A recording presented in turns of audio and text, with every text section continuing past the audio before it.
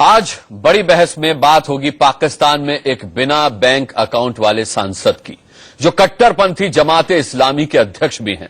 उन्होंने भारत के most wanted आतंकी सैयद सलाहुद्दीन की पैरवी में राजनीतिक और कूटनीतिक शराफत की सारी हदें पार कर दी। सिराज उल हक नाम के इस पाकिस्तानी नेता ने मोदी को पकड़ने वाले को 100 करोड़ रुपए इनाम देने का ऐलान किया है, जिस पर नवाज शरीफ सरकार खामोश है। सिराज उल हक ने पाकिस्तान के उन सभी लोगों को गद्दार बता दिया जो भारत से दोस्ती बढ़ाने की बात करते हैं। पाकिस्तान की सरकार इस पर भी खामोश है। अब यह बड़ी बहस का मुद्दा है कि पाकिस्तान के सांसद भी अब खुलेआम मोदी के खिलाफ जहर क्यों उगल रहे हैं। नवाज शरीफ ऐसे नेताओं के खिलाफ कार्रवाई क्यों नहीं करते? क्या नवाज शरीफ ने कट्टरपंथियों के आगे पूरी तरह से घुटने टेक दिए हैं?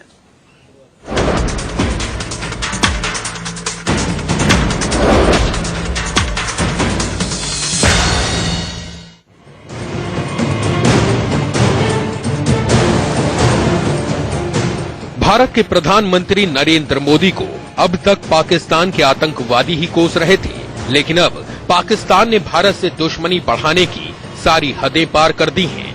अब तो पाकिस्तान के सांसद भी हाफिज सईद जैसे आतंकवादी की तरह मोदी के खिलाफ जहर उगलने लगे हैं।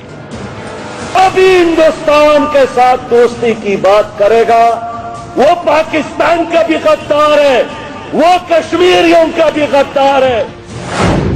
हिंदुस्तान के लोग शायद इस शख्स को नहीं पहचानते होंगे, लेकिन पाकिस्तान में इनको बड़ा नेता माना जाता है। नाम है सिराज उल हक खान, जो जमाते इस्लामी पाकिस्तान के अध्यक्ष हैं और पाकिस्तान की नेशनल असेंबली में सीनेट के मेंबर हैं।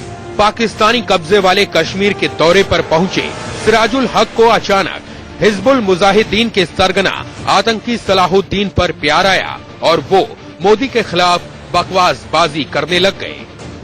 और तुम कहते हो सलाहुद्दीन को जो गिरफ्तार करेगा हम उसको 50 करोड़ रुपए देंगे। मैं भी कहता हूं कि जो मोदी को गिरफ्तार करेगा हम इसको 1 अरब रुपए देंगे। इस्लाम के चीफ सिराजुल का कहना है कि जो भी प्रधानमंत्री को अरेस्ट करेगा उसको 1000 करोड़ रुपए इनाम दिया जाएगा। तो उसको बयान करने का वो लायक नहीं है।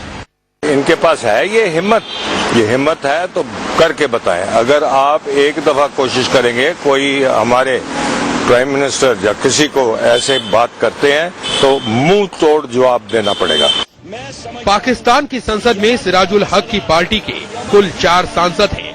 पाकिस्तान की सरकार में इनका रुतबा कितना है, इसका अंदाजा आप इस बात से लगा सकते हैं कि सिराज उल हक को पिछले साल ही नवाज शरीफ की सरकार ने बाबाए जमहूरियत के खिताब से नवाजा था, लेकिन जमहूरियत के बाबा को ये बात भी मंजूर नहीं कि पाकिस्तान में कोई भारत से दोस्ती बढ़ाने का जिक्र भी करे। जब तक कश्मीर का मसला हल ना हो, जो भी हिंदुस्तान के साथ दोस्ती की बात करेगा वो पाकिस्तान का भी गद्दार है, वो कश्मीरियों का भी गद्दार है। अब मोदी के सिर पर 100 करोड़ पाकिस्तानी रुपए का इनाम देने के लिए सिराज उल हक किसके सामने कटोरा लेकर खड़े होंगे, ये तो वही जाने। पाकिस्तान में तो लोग बस इतना ही जानते हैं कि सिराज उल हक का कोई बैंक अकाउंट तक नहीं है। पाकिस्तान के लोग भी सिराज उल हक के बयान से हैरान हैं। पाकिस्तान में ट्विटर पर लोग सिराज उल हक को लानतें भेज रहे हैं। पत्रकार मेहर तरार ने ट्वीट किया है, वो इन पैसों का इस्तेमाल अपने हलके में अस्पताल और स्कूल खोलने के लिए करें। लेकिन दुनिया भर में भारत से संबंध सुधारने की दुहाई देते फिर रहे पाकिस्तान के सरकार की जुबान बंद है। पाकिस्तान सरकार ने अब तक अपने मुल्क के सांसद सिराज उल हक के बयान पर अफसोस तक नहीं जताया है। कार्रवाई करना तो दूर की बात। प्रधानमंत्री के बारे में इस तरह के कोई कहना, और वो भी एमपी कहता है वहाँ का, ये बिल्कुल गलत बात है। उनको सही माने में वहाँ के सरकार ने अंदर डालना चाहिए। मैं समझता हूँ कि इसको इस किस्म की जो बातें हैं वो they should be treated with the contempt that they deserve. Siraj ul Haq Pakistan में लोकतंत्र के बाबा तो बन गए हैं, लेकिन वो और उनकी पार्टी अब भी तालिबानी ख्यालात वाली ही है, जो पाकिस्तान में पूरी तरह इस्लामिक कानून लागू करवाना चाहती है। इसलिए अब बड़ा सवाल ये है कि क्या भारत के खिलाफ जहर उगलने के लिए सिराज उल हक जैसे कट्टरपंथी नेताओं ने भी आतंकवादियों से हाथ मिला लिया है? क्यों पाकिस्तान सरकार ऐसे लोगों पर लगाम नहीं लगा रही। क्या नवाज शरीफ ने अब कट्टरपंथी नेताओं के सामने भी घुटने टेक दिए हैं? Bureau report, India news. कि जो मोदी को गिरफ्तार करेगा हम इसको 1 अरब रुपए देंगे। सिराजुल हक। चलिए बड़ी बहस शुरू करते हैं। मीम अफजल साहब हमारे साथ होंगे, कांग्रेस स्पोक्स पर्सन। अरुण सिंह साहब हमारे साथ हैं भारतीय जनता पार्टी से। शिवशंकर मुखर्जी एक्स डिप्लोमेट यहां स्टूडियो में मेरे साथ मौजूद हैं। RSN सिंह साहब है, फॉर्मर ऑफिसर, हमारे साथ स्टूडियो में। साथ ही बीजेपी के डिफेंस सेल से लंबे समय तक जुड़े रहे defence expert brigadier RB Sharma साहब हमारे साथ हैं। और पाकिस्तान से हमारे साथ कुछ ही देर में एडमिरल जावेद इकबाल जुड़ेंगे।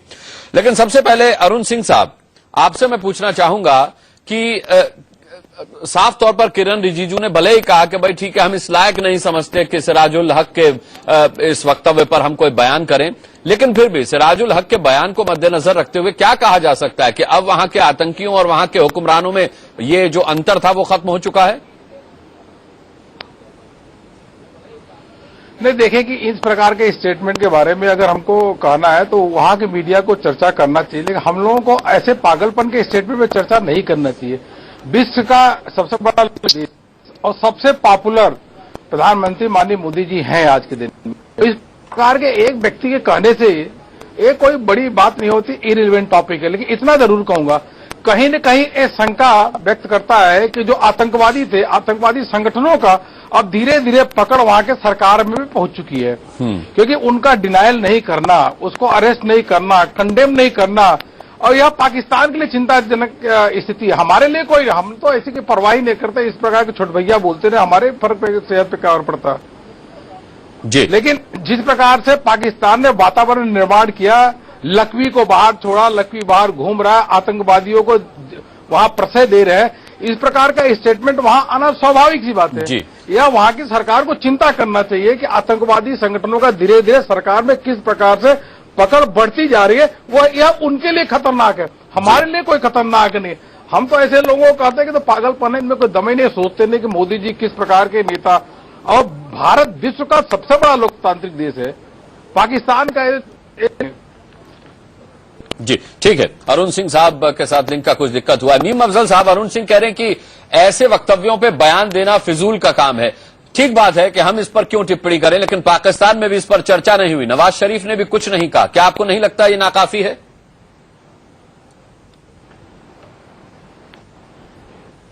देखिए, सबसे पहले तो मैं इस बयान की पुरजोर मजम्मत करता हूं और मैं समझता हूं कि ये हकीकत है कि इस तरह के बयान पर कोई रिएक्शन देना भी अपनी बेइज्जती और अपने स्टेटस के खिलाफ समझते हैं। ये बात सही है, लेकिन चूंकि ये कोई छुटभैया नहीं है, मैं आपको बता दूं।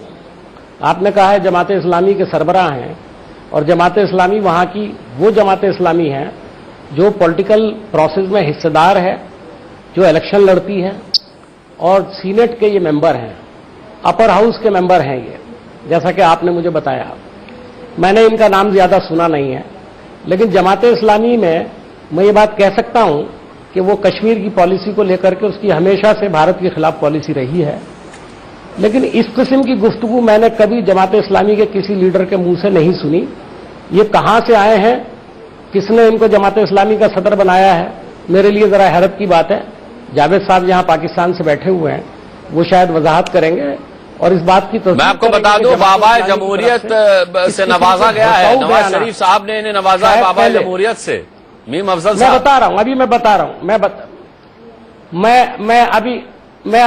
मैं उसी पर आपको कहना चाहूंगा कि वो मुझे बाबाए जमहूरियत तो कहीं से नहीं लगते, बाबाए दहशतगर्दी जरूर लगते हैं मुझको, क्योंकि उन्होंने दहशतगर्दाना बिल्कुल बयान दिया है और उनको कोई हक नहीं पहुंचता कि हिंदुस्तान के वजीर आजम के बारे में इस तरह का वो मैसेज दें या इस तरह का ऐलान करें।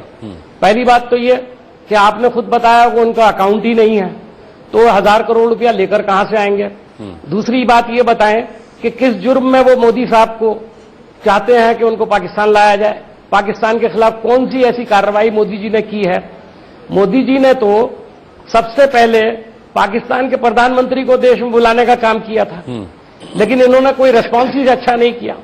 ये बदकिस्मती है, और मैं समझता हूं पाकिस्तान की बदकिस्मती है कि उनको एक मौका मिला था, उसको उन्होंने गंवा दिया। हमने मोदी जी को क्रिटिसाइज किया कि उन्होंने क्यों बुलाया जब बातचीत बंद थी, लेकिन पाकिस्तान ने इसका कोई फायदा नहीं उठाया और उन्होंने हिंदुस्तान के खिलाफ अपनी कार्रवाइयां जारी रखी। जी, मैं आपको बता दूं, पिछले 1 साल के अंदर पाकिस्तान के अंदर से जो एलओसी पर वायलेशन हुआ है वो 747 बार हुआ है और ये हो सकता है कि पिछले 1 महीने में और भी ज्यादा बढ़ गया हो। तो इतनी एलओसी पर वायलेशन बराबर हो रही है। कहना चाहूंगा कि इस देने के लिए वहां की सरकार को नोटिस लेना चाहिए। वो जी बाकायदा ठीक है मीम साहब, आपकी बात में सीधे पाकिस्तान पहुंचा देता हूं, फिर मेरे स्टूडियो में भी गेस्ट हैं, उनसे भी हम बात करेंगे। लेकिन ऐसा नहीं। एडमिरल जावेद इकबाल साहब हमारे साथ पाकिस्तान स्टूडियो से जुड़ गए हैं। एडमिरल जावेद इकबाल साहब, हमारे यहाँ मीम अफजल साहब कांग्रेस के नेशनल स्पोक्स पर्सन हैं और साथ ही एक्स डिप्लोमेट भी रह चुके हैं। उनका मानना है कि सिराजुल हक कहीं से भी बाबाए जमहूरियत नहीं लगते, बशर्ते वो बाबाए दहशतगर्द जरूर आप उन्हें कह सकते हैं या वो लगते हैं।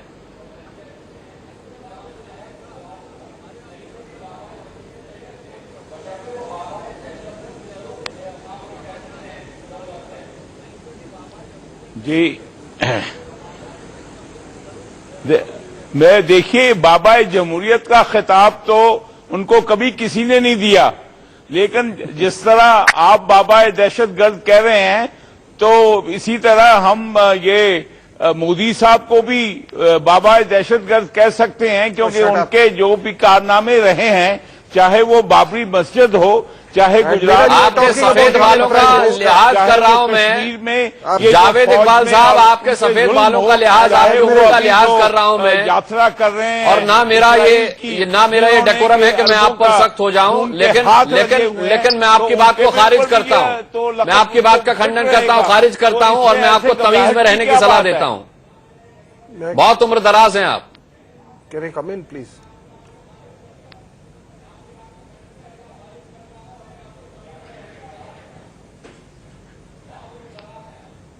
नहीं, देखिए, बात तो ये है कि किसी की सोच, अब यहां पे पाकिस्तान की सोच, अगर नवाज शरीफ साहब गए तो आपने समझा कि कोई एहसान हो गया, और उसके बाद जो आपने लाइन ऑफ कंट्रोल पे जितनी आप 700 गिनवा रहे हैं उससे दुगनी आपने की, तो ये भाई बात ये है कि मौके तो आपने जाया किए हैं। देखिए, पाकिस्तान ने जब सन 62 में चाइना ने आपको जो नाकचने चबवाए और आपकी जो तोपें थी वो पॉलिश करके आपको वापस दी, तो पाकिस्तान के पास सुनहरी मौका था कि वो आपसे कश्मीर पे हमला करके और कश्मीर को आजादी एडमिरल जावेद इकबाल साहब, किसी खौफनाक ख्वाब से रूबरू हुए हैं आप और अभी तक उसी ख्वाब में जी रहे हैं। तो अभी भी 65 आपकी उम्र में ये बेहद खतरनाक है, लेकिन आपको एक नया एक हीरो बनने का शौक है।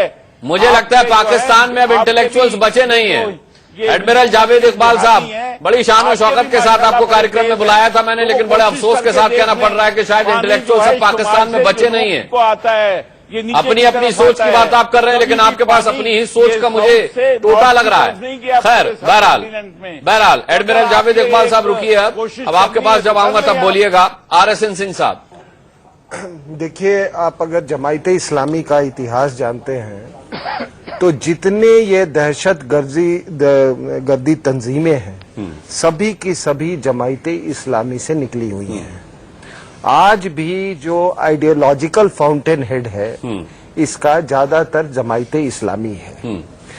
जमायते इस्लामी के 2 ब्रिगेड 71 की लड़ाई में अल शाम्स ब्रिगेड और अल बदर ब्रिगेड ने हिस्सा लिया था, और जिसके लिए उनके लोगों को फांसी की सजा मिली है अभी बांग्लादेश में, और ये चुपचाप देख रहे हैं, कोई उसके बारे में बयान नहीं आया है। और देखिए, कितनी हैरानी की बात है कि पाकिस्तान का फाउंडर एक शिया जी, और ये जो मदूदी जो जमायते इस्लामी के हेड थे, वो कभी शुरुआत में कभी पाकिस्तान के कॉन्सेप्ट में बिलीव नहीं करते थे, लेकिन आज 40 इस्माइली शिया को, जो जमायते इस्लामी के हेड थे, वो कभी शुरुआत में कभी पाकिस्तान के कॉन्सेप्ट में बिलीव नहीं करते थे, लेकिन आज 40 इस्माइली शिया को कराची में मारा गया, और उनके लिंक कोई जुंडुल्ला ग्रुप से है, जिनका कि वो आइडियोलॉजिकल नाता जमायते इस्लामी से है। तो जो फाउंडर जिस कम्युनिटी को बिलोंग करता था उसी को ये आज उसका कत्लेआम कर रहे हैं। बात रही कि अभी जावेद इकबाल साहब से पूछूंगा तो वो रॉ पर इसका इल्जाम नहीं, मैं उनको इतिहास मालूम है, मदूदी कैसे गया था यहां से और वो पाकिस्तान नहीं बनाना चाहता था, उसके बाद उसने क्या किया और जिया ने कैसे, ये जियाउल हक ने कैसे मदूदी को बढ़ावा दिया और कैसे उसकी किताबें प्राइज बांटते थे। कुछ कह रहे हैं, कुछ जावेद इकबाल साहब कुछ कह रहे हैं। RSN सिंह साहब सुन लीजिए उनको भी। हाँ फरमाइए, बोलिए जावेद साहब, फरमाइए। अभी जमायते इस्लामी में 2 टुकड़े आपके कर दिए, आपका दिल नहीं भरा है। जमायते इस्लामी ने आपके मुल्क के 2 टुकड़े कर दिए और फिर भी आपका दिल भरा नहीं। आपको मुबारक हो। एडमिरल, आपने शायद 62 वार और 71 वार शायद देखी हो, बच्चे हैं आप। मैंने दोनों लड़ाइयां देखी हैं और मैं आपको ये बताता हूँ कि ना आप 62 में इस काबिल थे कि हिंदुस्तान का कुछ बिगाड़ सकते, ना 71 में 17 हमले महमूद गजनवी ने किए, वो 18 महमूद गजनवी आपका क्या लगता था?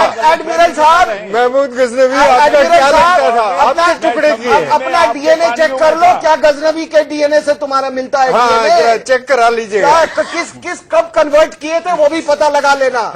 महमूद कब कन्वर्ट किए थे वो भी पता लगा लेना। और महमूद गजनी और ये गजनी और घोरी मत बोला करें। आपका डीएनए वो नहीं है। सुन लीजिए इकबाल साहब, मुगलों का डीएनए नहीं है जावेद साहब। चलिए आप बोलते रहिए। नहीं जावेद इकबाल साहब आप बोलिए, थोड़ा पता लगा देना। आप बोलिए जावेद इकबाल साहब, बोलिए। परदादे का क्या नाम था? नहीं जावेद इकबाल को भी सुन लें। Don't escape from history will recoil.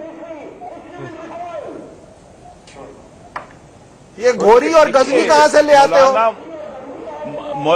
मौलाना मौदूदी नजरियाती तौर पे मुसलमानों की वहदत के हक में थे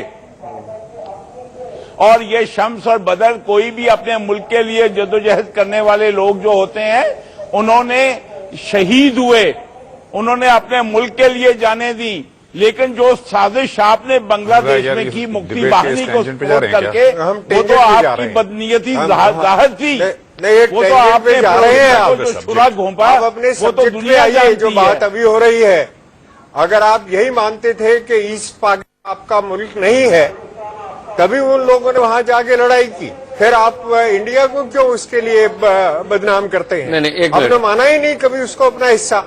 नहीं छोड़ दीजिए, उस पे नहीं जाते। चचा पे रहते हैं, चर्चा पे है और चर्चा पे रहते हैं। आपके बाबा जमहूरियत पर ही रहते हैं। जावेद इकबाल साहब, मैं आपसे एक छोटा सा सवाल ये पूछना चाहूंगा कि क्या नवाज शरीफ भी सिराजुल हक की बात से इत्तेफाक रखते हैं जो उन्होंने इस पर कुछ टिप्पणी नहीं की, कोई आपत्ति दर्ज नहीं की? पहले प्राइम मिनिस्टर होंगे इंडिया के जो कि ये सेकुलर बनते हैं और जा रहे हैं। अरे कौन क्या बनता है हमारे यहाँ, उसकी परवाह आप मत कीजिए। आपके पेट में क्यों कब्जियत है भाई? मैंने जो सवाल पूछा उसका जवाब दीजिए सीधे। आपके पेट में क्यों दर्द उठ रहा है? हम तो चाइना के साथ। अरे हमारे पेट में दर्द उठेगा। आपके यहाँ का एक सांसद उल जलूल बक रहा है और आपका जो आपके नवाज शरीफ कुछ कह नहीं रहे हैं। तो मैं ये जानना चाह रहा हूं कि क्या उन्होंने कट्टरपंथियों के आगे जैसे घुटने टेके हैं, तो क्या अपनी जमहूरियत के अपनी हुक्मरानों के आगे भी घुटने टेक दिए हैं? भाई हमने तो घुटने टेके हैं असूलों के ऊपर। हाँ। हम तो घुटने टेके, तो ये बाबा जमहूरियत आपका असूल है पर नेबरहुड के ऊपर। लेकिन आपको ये नया मौका मिला है हजारों साल के बाद, ये जो है ना राजनीति का, तो आपको तो पेट में दर्द तो आपको उठ रहा है। हम तो आदी हैं इसके। अरे आप बूढ़े हो चुके हैं जावेद इकबाल साहब। अब आपको मैं ये नसीहत दूं, 1000 साल पहले आपके हुक्मरान हमेशा ये कहते हैं कि आतंकवाद पर आपका डबल स्टैंडर्ड नहीं है। 200-300 साल हमारे ही जैसे थे। में आपका सांसद मोदी साहब के खिलाफ उल जलूल बकता है। ये कितने स्टैंडर्ड हो गए आपके डबल की? तो आप बात छोड़ दीजिए। If I can get back to the debate, हाँ, मेरे ख्याल देखिए ये जो बाबा जमहूरियत की जो बात कर रहे हैं, जी मुखर्जी साहब, देखिए इसका जो पहले पैनलिस्ट ने कहा बिफोर आर एडमिरल, जो मेरे ख्याल से बाबा जमहूरियत से थोड़े ज्यादा डेंजरस लगते हैं क्योंकि थोड़ा ज्यादा ही नफरत से लिपटे हुए हैं। खैर वो बात अलग है।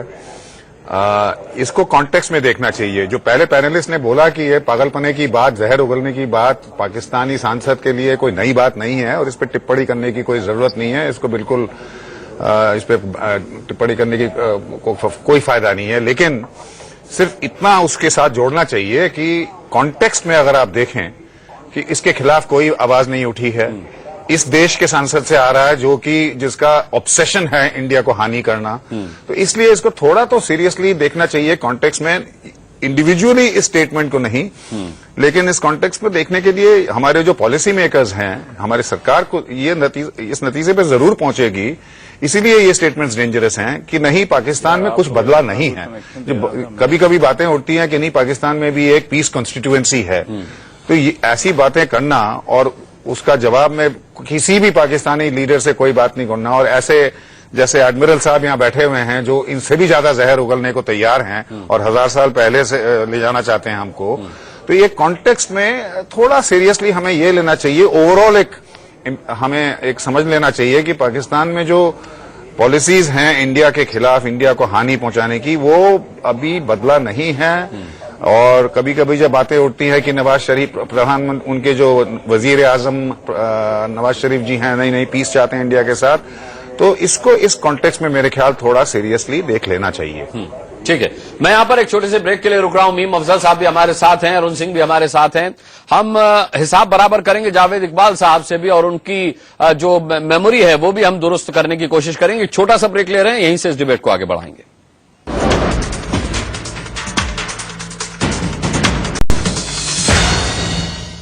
तो पाकिस्तान के सांसदों ने भी मोदी के खिलाफ जहर उगलना शुरू कर दिया है। नवाज शरीफ ने, जिन्हें बाबा जमहूरियत कहा, उस सिराजुल हक ने मोदी को पकड़ने वाले को 1 अरब रुपए देने का ऐलान किया है।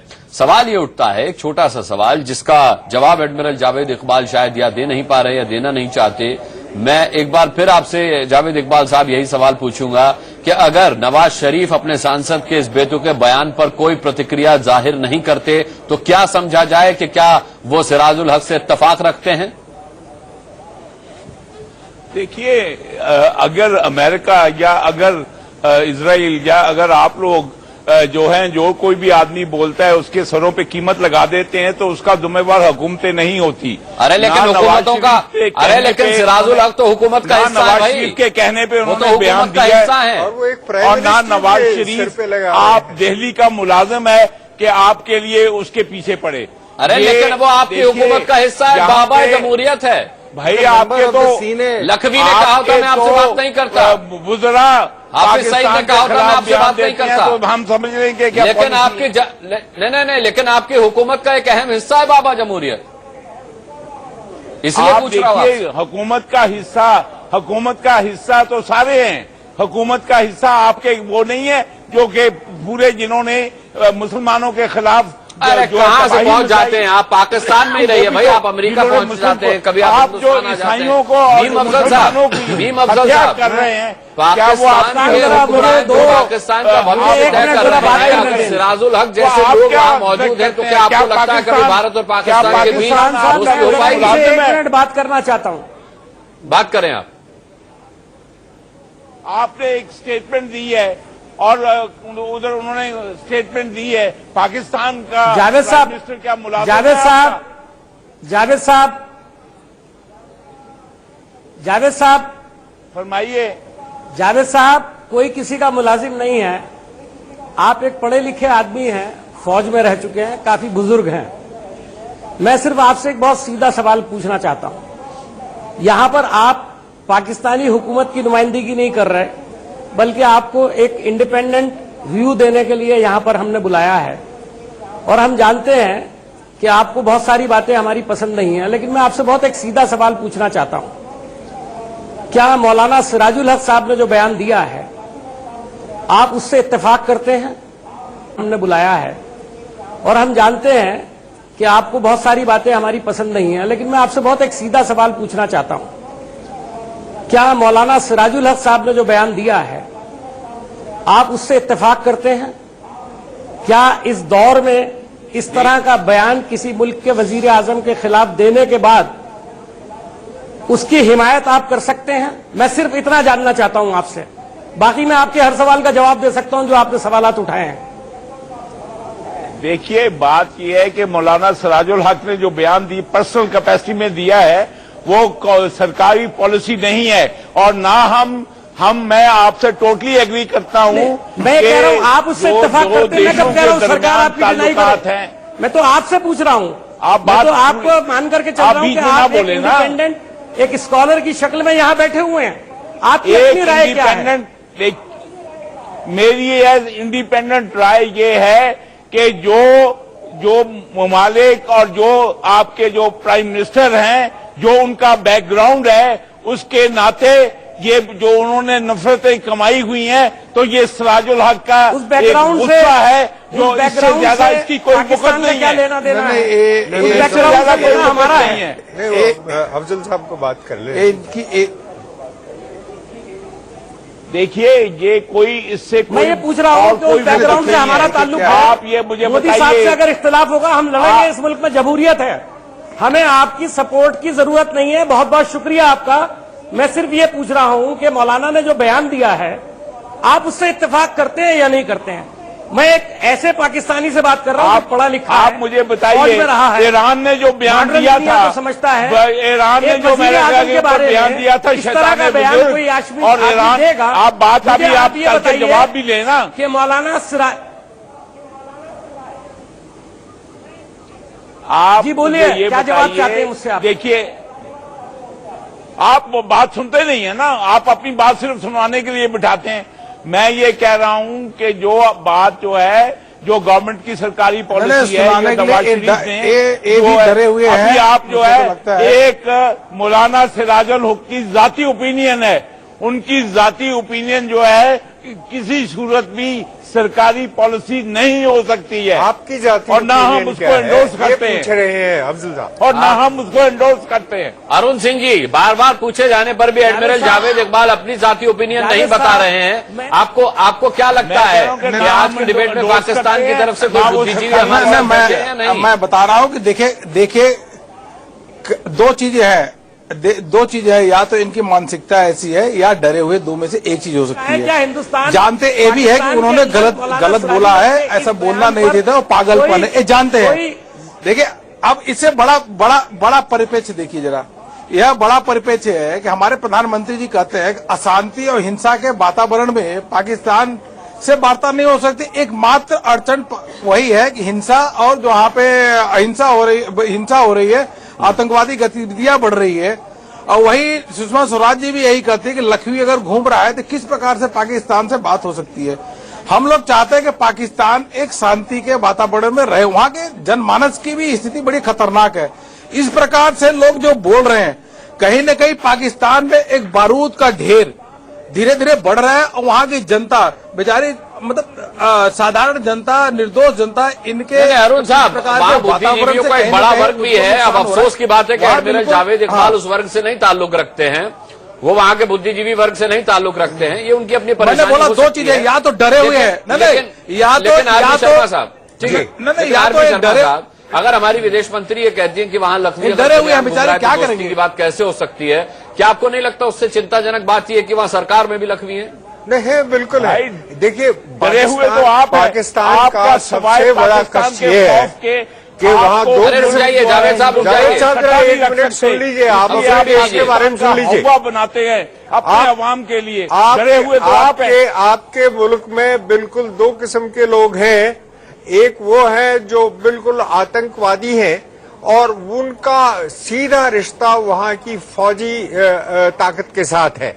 उनको आप स्टेट एक्टर कहिए, सेमी स्टेट एक्टर कहिए, कुछ भी कहिए, और वो जिनको आप खिताब दे रहे हैं बाबाए जमहूरियत का या जो भी, वो सरकार के साथ है ही नहीं। इसलिए उनका सबसे बड़ा निशाना पहले तो अपना प्राइम मिनिस्टर है, जिसके बारे में बात की है उन्होंने। हमारे देश में नवाज शरीफ साहब के बारे में आप कहाँ बराबरी करा रहे हैं एक सलाउद्दीन साहब की और मोदी के साथ? कहाँ इनकी मुकाबला हो सकता है? मुस्कान बिल्कुल नहीं हो सकता है, क्योंकि आपके सिर्फ एक बात है कि पाकिस्तान का आपने डर और खौफ देके अपनी जनता को इकट्ठा रखना है। और आप कश्मीर में सब प्रॉब्लम करा रहे हैं। हम नहीं बॉर्डर है, कश्मीर तो आप ले ही नहीं सकते। हमें बहुत से काम है। आज की सरकार यहाँ निर्माण में लगी हुई है, उसको पाकिस्तान जैसे इन बातों में उलझने की जरूरत नहीं है। ये आपकी परेशानी है। ये जिसको आप बाबा जमहूरियत कह रहे हैं, आप जमायते इस्लामी की पूरी हिस्ट्री आप पढ़ लीजिए। इन्होंने जितने फौजी डिक्टेटर्स रहे हैं पाकिस्तान, उनके साथ पार्टनरशिप किया है। ये मुशर्रफ के साथ भी अभी पिछली सरकार में भी जमायते इस्लामी के लोग थे। मिलिट्री टेक ओवर्स में इनका सबसे बड़ा हाथ था। 71 की लड़ाई के बाद जब भुट्टो ने सर्कमस्क्राइब करने की कोशिश की फौज की, तो इनके फौज के सपोर्ट में जमायते इस्लामी बहुत बड़े रूप से जाके उठ खड़ा हुआ। तो ये बयान जो है एक कोई सिरफिरे का बयान नहीं है। ये एक सीनेट का मेंबर है जो कि हाउस ऑफ एल्डर्स जिसको कहा जाता है, हाउस ऑफ एल्डर्स में लोग विजडम वाले लोग आने चाहिए। तो ये देखिए, ये इसको मैं इस तरीके से देखता हूं कि जब आप ऐसा जहर उगलते हैं, इसका मैनिफेस्टेशन मैंने खुद पटना के गांधी मैदान में देखा है। जबकि वहां पे मैं था उस समय, मेरे सामने एक नॉन डिफ्यूज बॉम्ब पड़ा हुआ था, अनडिफ्यूज बॉम्ब, और मैंने जो वहां पर जो दृश्य देखा और उसके तार कहां पे थे, उस पूरे घटनाक्रम के तार जो थे वो पाकिस्तान से जुड़े हुए थे। तो मैं उसको इस एंगल से देखता हूं। और ये सब का जो प्रोजेनाइटर है, जो गंगोत्री जो है इसका, वो है जमायते। गंगोत्री बहुत गलत शब्द होगा इनके इसमें कहने, ये इसका पूरा प्रोजेनाइटर जो है ये जमायते इस्लामी है। और इनसे मुखर्जी साहब रुक जाइए, जावेद इकबाल साहब रुक जाइए के लिए, तो आप उससे मिलने जा रहे हैं। ठीक है, रुक जाइए। हमारी चिंता में आप बहुत उबले हुए जा रहे हैं। रुक जाइए। मुखर्जी साहब, मैं आपसे पूछना चाहूंगा, तो आपके प्राइम मिनिस्टर साहब उनसे मिलने जा रहे हैं। शरीफ के खिलाफ इमरान खान अपनी पूरी पार्टी के साथ प्रोटेस्ट कर रहे थे, उस वक्त यही बाबा जमहूरियत जो थे वो मीडिएटर का काम कर रहे थे। हसन, ये समझा जा सकता है कि नवाज शरीफ के लिए ये क्या चीज है, ये कितनी अहमियत रखते हैं, और अगर ये इस तरीके का बयान दे रहे हैं तो फिर और मायने हो जाते हैं इसके। जरूर इस पे गौर करने की जरूरत है कि ये गर्माहट में आके अपने नफरत में लिपटे हुए नेचर से और जमात के फिलॉसफी के हिसाब से उगल गए ये जहर, या कोई ये प्लान्ड स्टेटमेंट था जो पाकिस्तान की सरकार यूज करना चाहती है लेकिन किसी मुखौटे से बुलवाना चाहती है। तो ये दूसरी बात है। लेकिन मुझे तो लगता है कि एक तरह से तो पाकिस्तानी सरकार की ये हिपोक्रेसी तो है ही। अगर ये बाबा जमहूरियत ने अपने आप ही अपने पर्सनल ओपिनियन भी कहा हो, कोई रिएक्शन तो हुआ नहीं है वहां पर। ये सेनेट है पाकिस्तान का। लेकिन एक फैक्चुअल एरर भी मैं बता दूं, वे कह रहे हैं कि 1 अरब रुपया लेंगे, पता नहीं कहां से लाएंगे, लेकिन अगर ले भी आए खुद के अकाउंट में तो जीरो है। तो नहीं, लेकिन इतना बता दूं कि जो 50 करोड़ जो बाउंटी की बात कर रहे हैं, जो 50 करोड़ बाउंटी की बात कर रहे हैं, वो अमेरिका ने लगाया है। तो एडमिरल साहब से ये दरखास्त करूंगा कि वो कह दें अपने बाबा जमहूरियत से कि बराक ओबामा को क्यों नहीं 1 अरब रुपए देकर मारने की धमकी दें। ये तो आप करेंगे नहीं, क्योंकि पाकिस्तान जीता है अमेरिकन एड से। तो आपका जो ये 1 पॉइंट एजेंडा है, यहाँ पे तो ये इसीलिए मैंने कहा इसे कॉन्टेक्स्ट में देखना चाहिए। एडमिरल की बातें, एडमिरल साहब की बातें और इनकी बातों में सिर्फ एम्फेसिस का फर्क है, लेकिन पॉलिसी का कोई फर्क नहीं है। दाढ़ी का भी फर्क है, दाढ़ी का भी फर्क है। बस लंबी दाढ़ी सिराजुल हक की है और ये सफाचट है अपने एडमिरल साहब। इंफीरियोरिटी कम्प्लेक्स, आप इंफीरियोरिटी कम्प्लेक्स के मारे हुए हैं। हाँ। क्योंकि अगर कोई कहे कि कुत्ता आपका कान ले गया तो आप पहले कान को हाथ लगाएं, कुत्ते हाँ। के पीछे ना भागें। हाँ। आप इतना देखिए, जैसा आप बात कर रहे हैं इतना मैं कह दूंगा, you don't have an inferiority कुत्ता कौन है? उन्होंने कह दिया कि जी आपकी इस कहानी में कुत्ता कौन है? तो बड़े बड़े लोगों के भाई, सिराजुल हक के बारे में भी मैं आपको इजाजत नहीं दूंगा कि आप ऐसे शब्दों का इस्तेमाल करें। नहीं, सिराजुल हक के बारे में वो बाबा जमहूरियत है, उनके लिए आप कुत्ता शब्द इस्तेमाल कैसे कर सकते हैं भाई? मुस्कान उनके साहब बारे में नहीं बोल आप पाएंगे, आपको अगर जाएंगे तो इनको धमकी पाकिस्तान का मिलेगी। हवा से ऐसे बोलेगा। आपने बड़ी अच्छी मिसाल दी। आपको बारे में बोलने देंगे। हाँ, अमीर अफजल साहब मिसाल अच्छी दी है, पर अपने बुजुर्ग आदमी के लिए कुत्ता जैसा शब्द नहीं बोलना चाहिए। और चैन से रहना नहीं, मैं कंडेम करता हूँ एडमिरल जावेद इकबाल, आपके इस बयान को कंडेम करता हूँ मैं। आप सिराजुल हक, हम भी इत्तेफाक नहीं रखते सिराजुल हक की बात से, लेकिन कुत्ता हम भी नहीं कह रहे। आप भी ना कहें, संयम में रहें।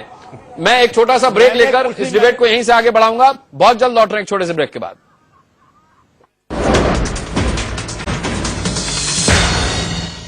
एक बार फिर आपका स्वागत है। और एडमिरल जावेद इकबाल साहब, मेहर तरार को आप जानते होंगे, बुद्धिजीवी वर्ग से आती हैं, वहां की वरिष्ठ पत्रकार हैं, काफी नाम है। सिराज साहब के बयान पर उन्होंने भी ट्वीट करके कहा कि अगर 1 अरब रुपया था तो बेहतर होता कि वो ये रुपया सरकार को देते, वह सरकार अनाथ आश्रम बनवाती, बच्चों की पढ़ाई लिखाई में खर्च करती, पाकिस्तान की भुखमरी का स्तर उठाने के लिए वो पैसा खर्च किया जाता, तमाम दिक्कतों से पाकिस्तान जूझ रहा है, ये पैसा उसमें लगाया जाता। कहां मोदी के चक्कर में पड़ गए सिराजुल हक? देखिए, ये सियासतदान जो हैं वो जलसे जुलूसों में ऐसी बातें करते हैं। आपको तो खुश होना चाहिए कि नरेंद्र मोदी साहब की सर की इतनी बड़ी कीमत लग गई, तो यो तो बड़े उनके लिए मैं समझता हूं कि खुशी की बात है कि देखिए कि उनके प्राइम मिनिस्टर की आपकी कितने सर की कीमत लग गई है। कुछ लोग जो है अनमोल होते हैं, उनकी कीमत नहीं लगाई जा सकती। नवाज शरीफ की आप लगा सकते हैं, नरेंद्र मोदी की नहीं लगा सकते। मेरी बात एक आदमी बात करे। देखिए, ये भी एक पागलपन इनका स्टेटमेंट है। अरुण सिंह साहब कुछ बोलना चाह रहे हैं। अरे बुजुर्ग आदमी सुनो तो, आप क्या पागलपन का स्टेटमेंट दे रहे हो? भारत देखो, भारत एक महाशक्ति है। उस महाशक्ति का प्रधानमंत्री के बारे में इस प्रकार से कहना, यह कहीं पागलपन का स्टेटमेंट है। इस पे क्या चर्चा करना? क्या पाकिस्तान में तो दम है क्या? पाकिस्तान को यह चिंता करनी चाहिए कि टेररिज्म उनके सरकार में घुस रहा होगा तो पाकिस्तान को बहुत बड़ा खतरा है।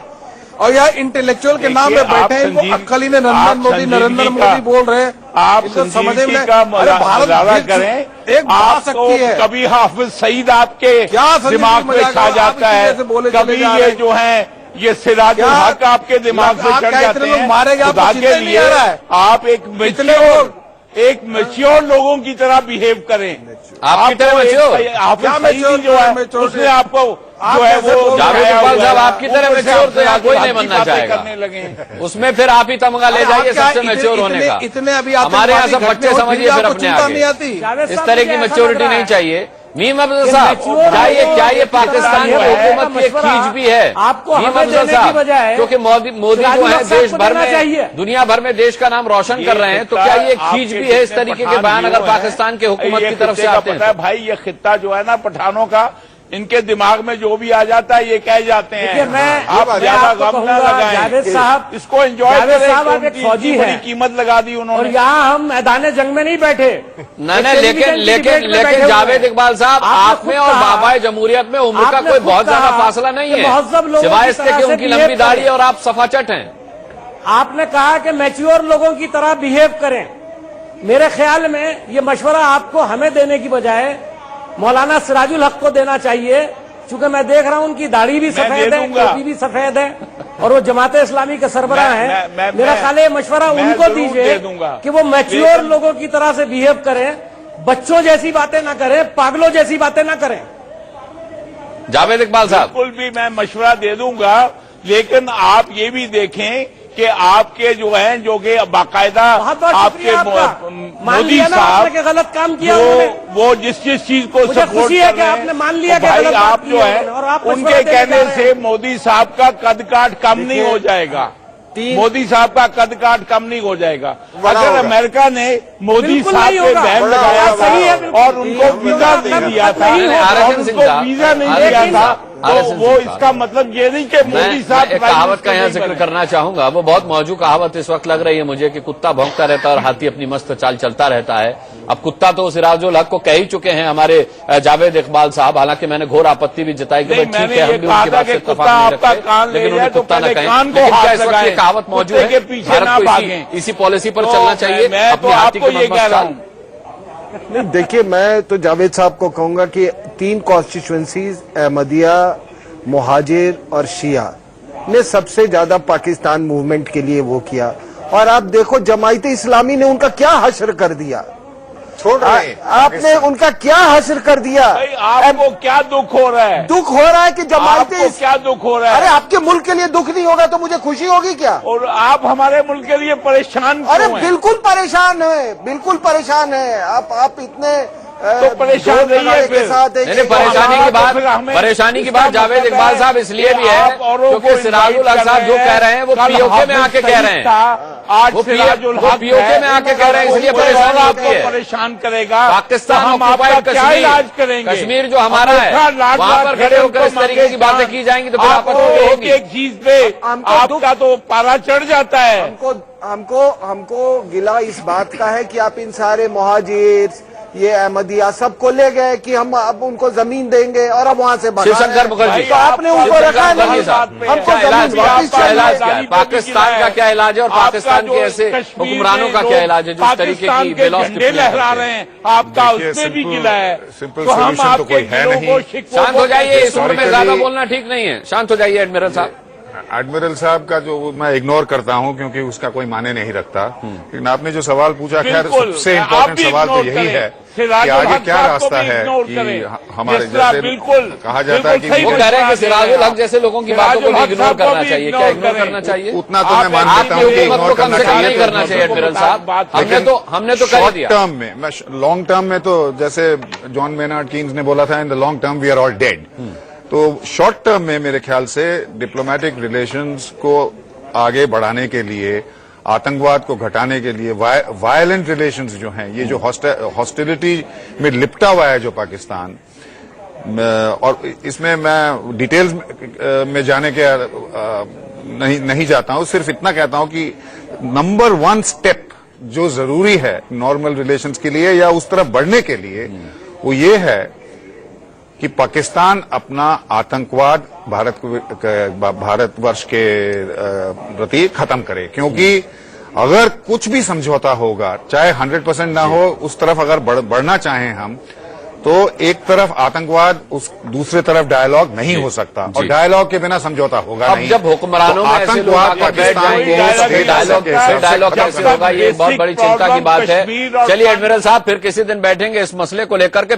फिलहाल अगर ट्विटर वगैरह आपको आता हो तो हैशटैग सिराज टाइप करके देखिए, इस वक्त टॉप ट्रेंड कर रहा है, और किस कदर लोग आपके पाकिस्तान में ही बैठ करके अब शब्द बोल रहे हैं सिराजुल हक को, ये आप देखें तो समझ जाएंगे आज की डिबेट में आपने क्या किया है, अपनी किस तरीके की समझदारी का आपने नमूना पेश किया है। बहरहाल सभी मेहमानों का हम बहुत बहुत धन्यवाद करना चाहेंगे, एडमिरल जावेद इकबाल सहित। और इस वक्त के लिए बड़ी बहस में इतना ही। वक्त एक छोटे से ब्रेक का है।